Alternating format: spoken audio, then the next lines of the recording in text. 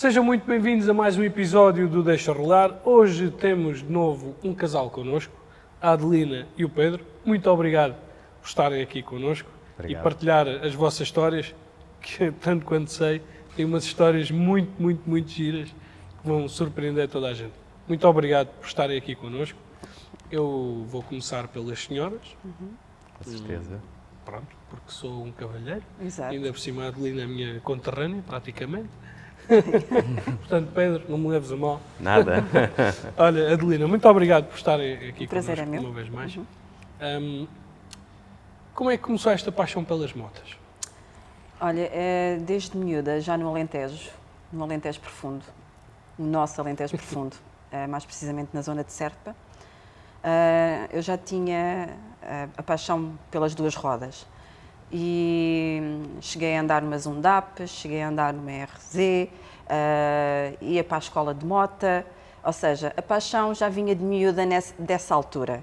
Depois, entretanto, a vida modifica-se, venho para Lisboa e a minha vida transformou-se, deixei o sonho das motas para trás e, passado uns anos, eu conheço o Pedro, que me volta outra vez a criar o bichinho que estava adormecido e comecei a pensar, epá, isto, por que não? E o Pedro a incentivar-me a tirar a carta, que eu andava sem carta, não tinha carta de moto, não é? Uhum.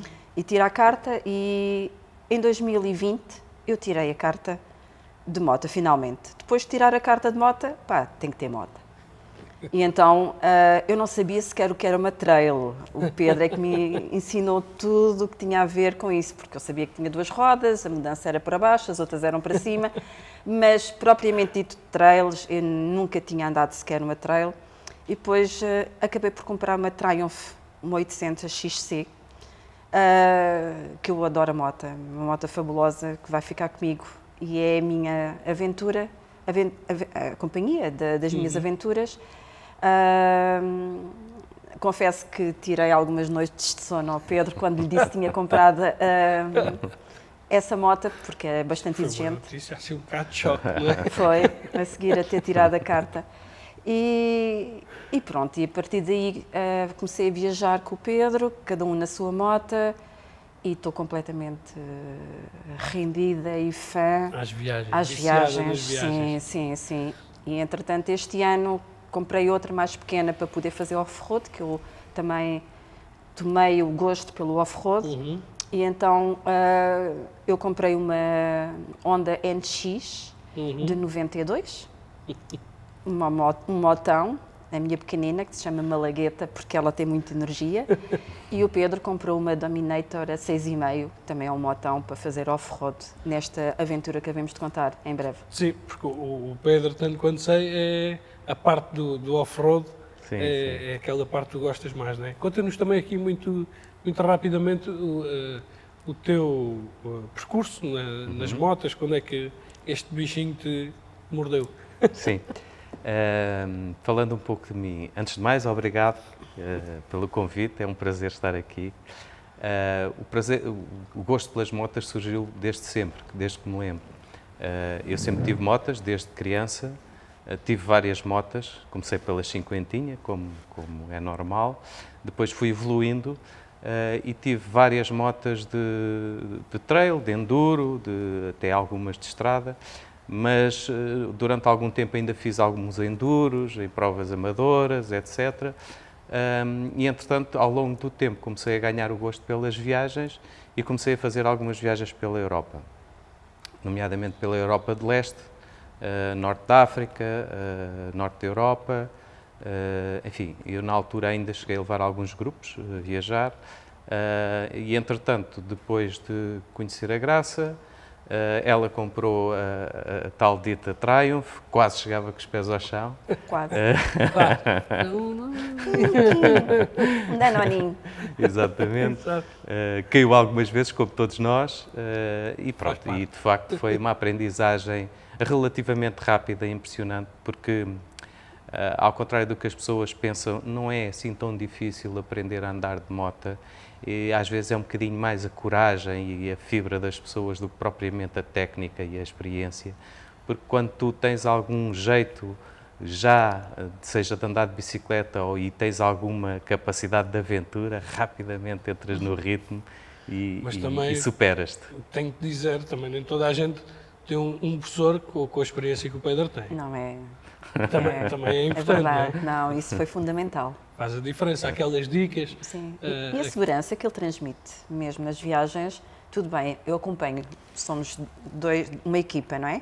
O que ele faz, eu faço. Mas a verdade é que parece que não, psicológico, saber que, caso corra mal, eu tenho ali Sim. ao meu lado, faz toda a diferença, é verdade. Às vezes aquele obstáculo que tu chegas e olhas e dizes assim, e agora? Olha, faz assim. Sim, às vezes, quando Aquela vamos... confiança, é aquela questão de confiança e de saber que a outra pessoa que te está a incentivar sabe o que é que está a dizer. Não é? Exato, exato. Isso É verdade, Sim, isso ajuda aquela imenso. dica de ou vai pela direita ou vai pela Exato. esquerda, ou às vezes não desaceleres, porque quando aparecem muitos obstáculos temos tendência a desacelerar, mas é preciso acelerar Exato. para conseguir passar esses obstáculos. Enfim, essas dicas, elas são importantes, mas mais do que isso, a pessoa depois começa rapidamente a apanhar e a perceber como é que a coisa funciona e vai-se safando, não é? Exato, exato. E também há umas quedas pelo meio para aprender. Claro, faz parte, então, senão nem tinha piada. Não. Exatamente. Mas olha, e as viagens surgem, calculo que antes de a Graça ter tirado a carta, já faziam algumas viagens em conjunto, a Graça como pendura ou não? Como pendura, chegámos a fazer, sim, umas viagens à pendura, mas se queres que eu te diga, não sou boa pendura, nem gosto. E não foram E assim foi- muitas viagens sequer? Não, não. E foi isso que fez-me mesmo avançar para tirar a carta. Eu queria mesmo ser eu a ter o prazer de conduzir a moto e a acompanhá-lo. Como pendura, não. Obviamente que é bom à mesma, não é? Melhor do que não ir, é bom sempre Sim. ir mesmo como pendura para acompanhar, mas eu prefiro ser eu a levar a minha própria moto. Tem outra elan. Qual foi a primeira viagem que fizeram em conjunto? Espanha. Sim, Fomos fomos a para a Espanha. Andaluzia, fizemos pela primeira vez a Serra de Baza e a Serra Nevada. e a Serra Nevada. Foi a primeira vez que fomos à Serra Nevada e, de facto, foi a primeira vez também que havia conduzir à inglês, ou seja, praticamente fez a serra toda a conduzir do lado esquerdo a fugir ao talude, não é? Ao precipício do talude. Então eu ia à frente com o intercomunicador, cada vez que vinha um carro ela parava. Eu desviava para a direita e ia para a minha mão. E os carros achavam um bocado estranho, então, mas está ali alguém parado do lado contrário da estrada. Ela fingia que estava a ver as vistas, isto é tudo Não, muito o bonito. mais engraçado foi, imagina uma estrada estreita, não é? Com jipes à nossa frente que estavam a fazer uma excursão e de repente o Pedro ultrapassa e diz-me assim, podes vir, podes ultrapassar. E eu em plena curva, sem visibilidade, a passar os carros todos, eles deviam pensar, bem, ela é completamente louca, mas ele estava-me a dizer que não havia Essa é a ninguém. vantagem do intercomunicador, claro. É, Muito mas bom. temos aventuras, é muito Sim, bom. depois disso fizemos muitas outras viagens, algumas bastante engraçadas. Por exemplo, uma delas que me lembro foi quando nós decidimos ir a Marrocos em plena pandemia e eu comprei os bilhetes à pressa. Achei estranho que o bilhete não dava para ir para Tanger, mas já dava para ir para Ceuta. Pensei, bom, em Ceuta já estamos do outro lado, portanto vamos para Ceuta. E quando chegámos a Ceuta, liguei o GPS e o GPS não me dava o caminho para Tanger de maneira nenhuma, nem para nenhum lado de Marrocos. Demos umas voltas, um bocadinho ali à procura da coisa, e perguntámos a um polícia, pá, onde é que é a fronteira, para onde é que nós devemos de ir? E o polícia diz, fronteira? A fronteira está fechada há mais de 2 anos.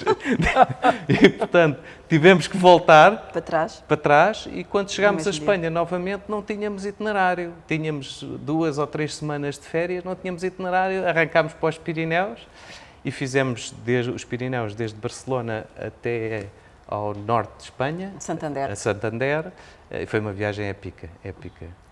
Tudo sem plano nenhum. Portanto, foi só a desenrascar. Tivemos uma avaria na moto no meio da montanha, a moto teve que ir dentro de uma caminhoneta. Foi assim uma coisa Olha, extraordinária. estamos a entrar aí na parte das aventuras épicas, É. mas temos que fazer aqui uma pequena pausa para ir à nossa rubrica do 20 à hora.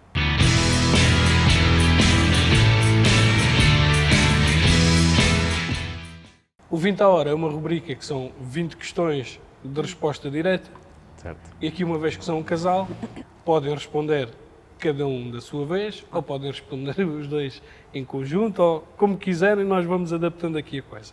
Que nome dás à tua moto? A Triumph Magana, porque deu-me luta, e a mais pequenina, a mais recente, é a Malagueta. E tu, Pedro? Sim, eu tenho a Matilda, porque ela tem um ar de Angry Birds, que é uma Ducati Enduro, Ducati Multistrada Enduro, e a outra, que é a Dominator, a 6,5, que foi nesta viagem recente, é a Matula, por ser, por ser matelona. Exato. Caminho mais fácil ou mais difícil? O caminho mais fácil. O caminho mais fácil é... Acho que vai haver aí uma discórdia. Não é? Aqui há sempre uma discórdia. Normalmente vamos para o caminho mais difícil mesmo. Pronto, não, depois chegam ali no meio termo e pronto. Não, é assim, depende. Se o Pedro usar o Osman, é o caminho mais difícil. Se for o Google, é o caminho mais fácil. E de vez em quando eu pergunto, olha, desculpa lá, ó Pedro, qual é o programa que estás a utilizar? É o Osman ou é o Google? Que é para me preparar Sabes psicologicamente. exato o que é que vai sair daí? Alcatrão ou terra? Terra. Sim, terra. Este é... O que pensas quando tens que levantar a moto do chão?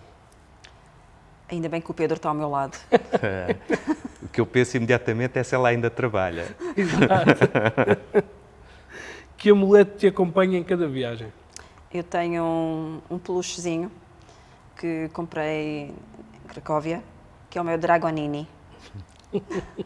Eu não tenho nenhum amuleto em especial. Agora tenho um na 6,5, que foi uma oferta que me deram na montanha, chegar à Anatólia, e achei piada e trago no volante da moto, mas não tenho assim nenhum Nada amuleto de em especial.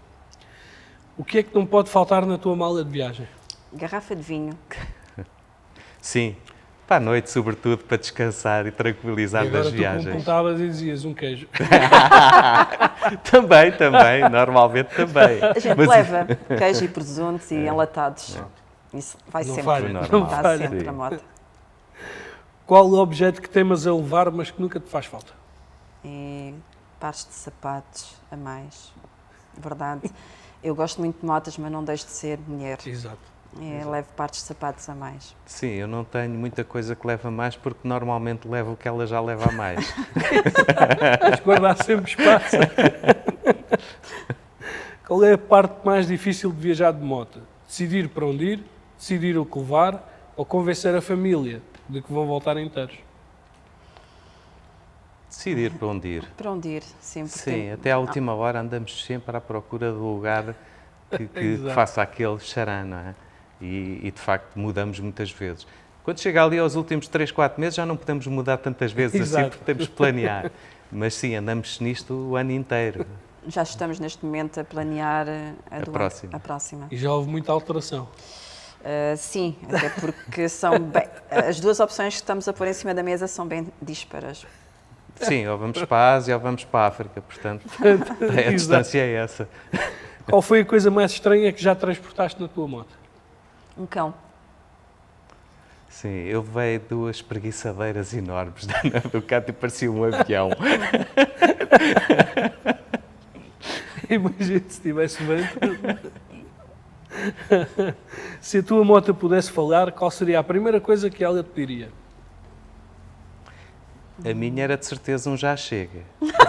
Sobretudo quando Olá, vamos já chega. para aquelas estradas de terra. Bem, eu acho que a minha não tem razão de queixa contra mim, por Exato. isso diria, vamos continuar. É Bora isso. lá. Bora lá. Capacete sempre bem cheiroso ou nem por isso? Depende. Tem dias. Depende das É ocasiões. como as botas. não é? Exato. Qual foi a desculpa mais elaborada que já inventaste para ir dar uma volta de moto e fugir a um compromisso? Normalmente não tenho desculpas, não dou desculpas para andar Não, de Não se moto. põe É essa prioridade. questão. É. Qual foi o momento mais insólito que viveste em cima da moto? Ui.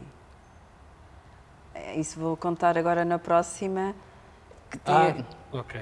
Vou contar agora Pronto. na aventura. vamos Essa saber. foi. Sim, temos muitos momentos insólitos, Sim, alguns mas bastante esse- engraçados. Mas esse em particular, a viagem que fizemos à Turquia, foi extraordinário.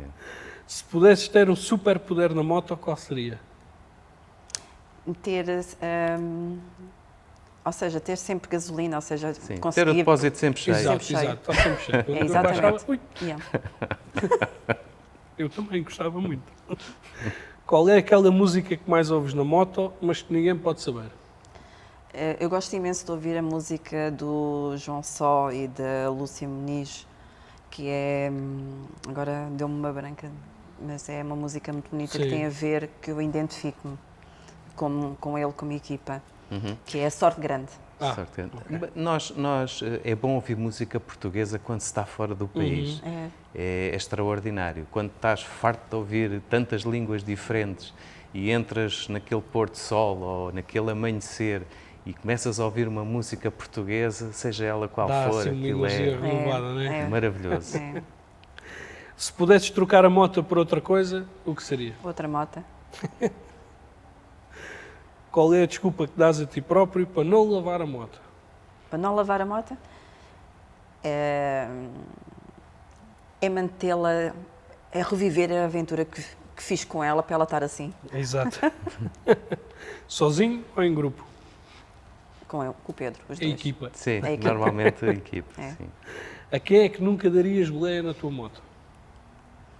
Eu não dou boleia a ninguém. A ninguém. Gosto de ser eu própria, sozinha na moto, Exato, a sozinha. viver. E, Sim, também não estou a ver, não tenho rancor com ninguém relativamente a essa Exato. matéria. Depressa ou devagar? Tem dias. Mas normalmente nós vamos devagar. Sim, normalmente devagar. Vamos devagar para Para desfrutar. contemplar Para a aproveitar, paisagem, a Sim. estrada e tudo. É. A ideia não é andar depressa, é mesmo contemplar Exato, a exato, paisagem. aproveitar o momento. É isso. É isso, é isso. Vamos voltar agora então à nossa conversa Sim. e às viagens. Se calhar aqui, porque o tempo voa, muito rapidamente, as viagens maiores que vocês já fizeram, foi esta viagem à Turquia? Foi. Ou... Sim, nós o ano passado fizemos a viagem até à Polónia. Passámos fizemos a viagem por vários países dos Balcãs. Fomos até à Polónia, Roménia, Eslovénia, Eslováquia, etc. Sérvia. Muito aí em estrada, portanto, a maior parte do tempo em estrada, alguns troços de off-road, mas pequenos. Essa viagem nós damos nomes às viagens e elas têm sempre um conceito por trás. Essa viagem, essa dos Balcãs, tinha um conceito que chamava-se a Cortina de Ferro. E o objetivo era explorar a história ligada à Cortina de Ferro. Portanto, foi toda a viagem sob esse tema. Visitámos monumentos, visitámos locais de guerra, visitámos muita coisa relacionada com a história. Esta viagem mais recente é um conceito completamente diferente. Decidimos ir à Turquia e o nosso objetivo era a natureza. Portanto, explorar a natureza. A Turquia é um país fantástico, são 3 continentes, portanto, são 3 placas tectónicas na prática. Aliás, nós temos a Ásia, temos a Europa e temos depois a placa africana que tem ali influências em matéria de natureza extraordinárias. Para isso era preciso comprar motas pequenas. Foi aí que nos surgiu a ideia de comprar 2 motas pequenas para podermos fazer off-road com alguma facilidade. Inicialmente andámos a ver motas novas, mas optámos por comprar 2 motas dos anos 90, 2 Hondas Dominator, que já falámos há pouco, que nos permitiam não só fazer uma série de adaptações que nós próprios fizemos, portanto, nós é que alteramos as motas, construímos todos os racks para as motas, construímos muitas peças, mudamos pisa-pés, mudamos N peças das motas para nos adaptar, ou seja, adaptamos as motas ao off-road. E depois tínhamos também motas relativamente simples para que pudéssemos fazer alguma reparação que fosse necessária em países onde não houvesse tanta facilidade de fazer essas reparações. Portanto, eu desmontei carburadores, desmontei tudo quanto era mecânica, voltei a montar, elas pegaram à primeira, que foi fantástico. Fiquei orgulhoso. Isso já faz parte da viagem, não é? Já. faz A parte viagem da magia começa da muito viagem. antes. Exato. E Começa depois fomos, ou seja, mandámos as motas, neste caso, para Bucareste, não fizemos a viagem a partir daqui, porque eram motas pequenas e levam bastante tempo, mas a partir de Bucareste fomos até ao Kurdistão, portanto, atravessámos toda a parte sul da Roménia, depois Bulgária, depois entramos na Turquia, depois fizemos a zona da Anatólia Sul da Turquia, e fomos até à fronteira do Irão, do Iraque e da Arménia. Só não fomos mais porque também não tínhamos tempo. Pois. Estávamos limitados no tempo, porque de facto vale a pena explorar a Turquia, é um país maravilhoso, e nestas motinhas é tudo muito mais fácil, Exato. tudo muito mais fácil. E foi uma experiência extraordinária. Agora vamos àquela parte que todos estamos à espera, que é as peripécias, As não é? peripécias, sim, tivemos algumas. Há aí uma ou outra. Vamos contar Dava aqui mais um programa, mas De facto. vamos ter que ser aqui rápidos e contar uma ou duas. Que há uma que eu adoro particularmente, que vocês vão descobrir agora. Nós fizemos esta viagem muito por estradas secundárias e muito off-road. E então, no regresso, quando passámos da Bulgária para a Roménia, a travessia a fronteira era sobre o rio Danúbio, ou seja, tínhamos que apanhar um ferry para passar da Bulgária para a Roménia. E então, lá depois de quando conseguimos entrar, digamos, para o ferry, mandaram-nos a pôr as motas. Sim, antes disso, deixa-me só contar, antes disso nós parámos as motas, tivemos imenso tempo à espera, porque naquela altura vinham os ferries carregados com alguns equipamentos de guerra da NATO, em cima de caminhões improvisados, como devem de imaginar, e portanto aquilo, estávamos a falar de equipamentos, imagine-se, de 80, 90 toneladas em cima de caminhões comerciais normais, e os caminhões saíam do ferry, subiam metade da rampa, paravam o motor e voltavam de marcha atrás a entrar para dentro do barco. E portanto tivemos uma hora disto à espera que eles conseguissem sair. Portanto, toda a gente estava pelos cabelos, Sim, à espera. completamente Ao chateados, ao sol. Quando os caminhões saíram Lá do barco, conseguiram? o barco abriu, portanto, nós entramos, fomos os primeiros a entrar e pediram-nos logo para ir para a zona ponta. mais afastada, portanto, em cima da rampa de saída, da rampa hidráulica do ferry, porque eles precisavam de ocupar todo o espaço do ferry, porque aquilo, enfim, era toda a gente precisava de entrar, a fila era enorme. Bom, e entretanto entramos, o barco zarpa do cais, e quando chegámos a meio do Danúbio, começa-se a ouvir uma barulheira dentro do barco, uma coisa completamente estapafúrdia. E nós que estávamos na ponta a olhar para o Danúbio, virámos a cabeça, olhámos para trás e estava toda a gente à porrada dentro do barco. Toda a gente à porrada, mulheres, homens, tudo à pancada. Depois percebemos o que é que se tinha passado, portanto havia um dos indivíduos que estava atrás na fila, que ultrapassou os outros todos e entrou à frente deles, e quando o barco saiu, toda a gente saiu dos carros e armou-se a confusão. Portanto, está toda a gente à pancada dentro do barco. Estamos a falar de um barco que está a atravessar uma fronteira europeia, portanto, sem controle nenhum, uma loucura total, e no meio daquilo tudo há um tipo que leva uma pancada qualquer, cai para cima dos manípulos hidráulicos da rampa, e nós estamos na rampa e começamos a ver a rampa a descer. Vocês que estavam Em cima sentados das em cima das motas. motas. Em cima das motas, sim. A rampa começa a descer para o Danúbio. A entrar? Portanto, nós nesse momento começámos a entrar em pânico, como Assim? se deve imaginar. Ninguém parou a rampa desceu. O Marujo deu à sola. Entra a frente da rampa, entra no Danúbio, e a nossa sorte foi os hidráulicos terem chegado ao fim. Portanto, nós ponderámos, houve um segundo em que ponderámos mandar as motas para o chão, Pois. para elas agarrar. poderem ganhar algum atrito de arrasto, porque iam cair para o Danúbio. As motas não estavam presas Nada. com cintas nem nada. Nada. Não estavam presas, não. Nada. Só Aquilo... estavam vocês a travar em Sim. cima das motas. Exatamente. Exato. Aquilo era ver se a moto não caía e pronto. Foi um momento de pânico. No meio disto tudo, o barco avança mais um pouco, a briga lá acalma um pouco e nós sentimos a rampa a subir. Se a rampa a subir lentamente, aquele alívio da rampa a Imagina o subir, alívio, foi uma coisa extraordinária. E entretanto chega um Marujo. dos marujos do barco, não é? Ao pé de nós. Eu naquela altura estava nervosíssimo, não é? Como se Foi, deve imaginar, calculo. nervoso. Comecei ali um bocadinho a desatinar e a dizer-lhe, mas nós estamos numa fronteira europeia, não se compreende como é que uma coisa destas acontece aqui, anda toda a pancada dentro de um barco, não há segurança, não há nada. E o indivíduo vira-se para mim com a maior tranquilidade do mundo e diz, motorcycles, good brakes. E aí tu não conseguiste dizer mais Mais nada. nada. Mais nada. Ficou assunto arrumado. Ficou assunto arrumado. Opa, que maravilha. Entretanto, imagina, saímos um do susto. barco, estava a polícia, portanto, a polícia tinha, dentro do carro da polícia, havia câmaras, eles conseguiam estar a ver o que se passava dentro do barco.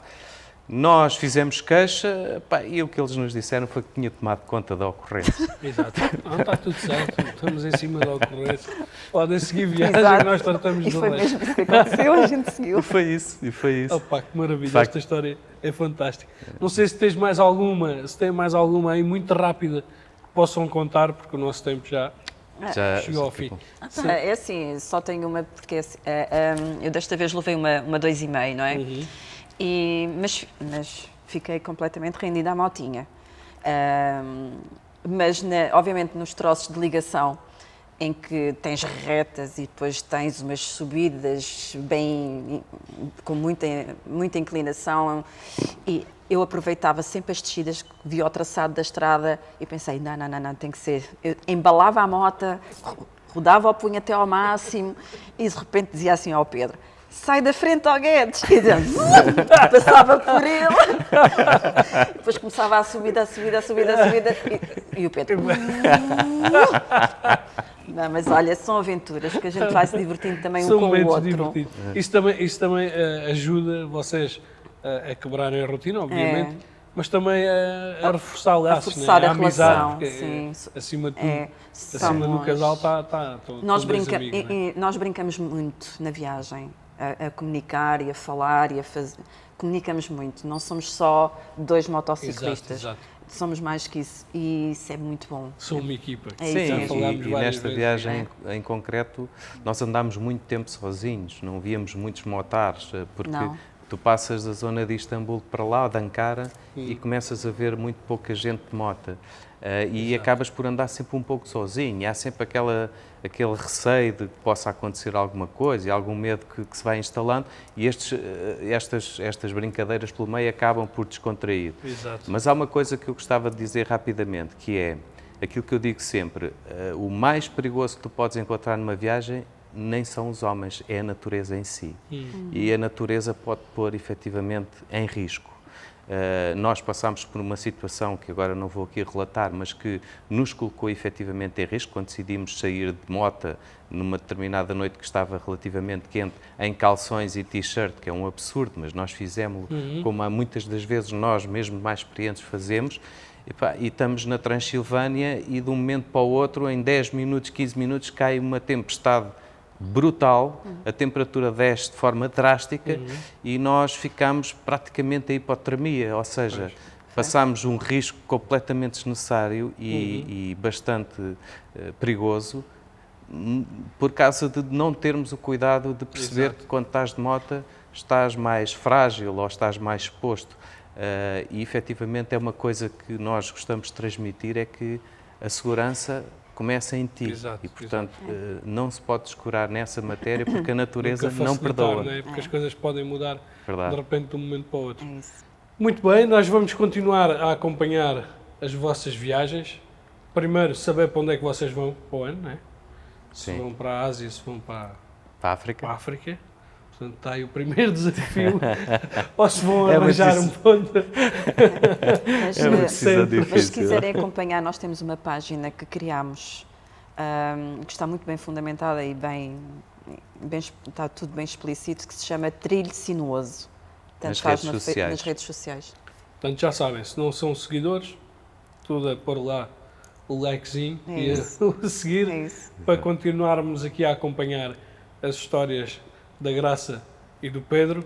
Da minha parte, tenho aqui um pequeno agradecimento para vocês, Obrigada. um dos nossos patrocinadores, Ok. pela vossa Obrigada. disponibilidade. Obrigada. Obrigado. Quanto a nós, voltamos-nos a encontrar daqui a uma semana. Já sabem, até lá, deixa rolar. Muito obrigado.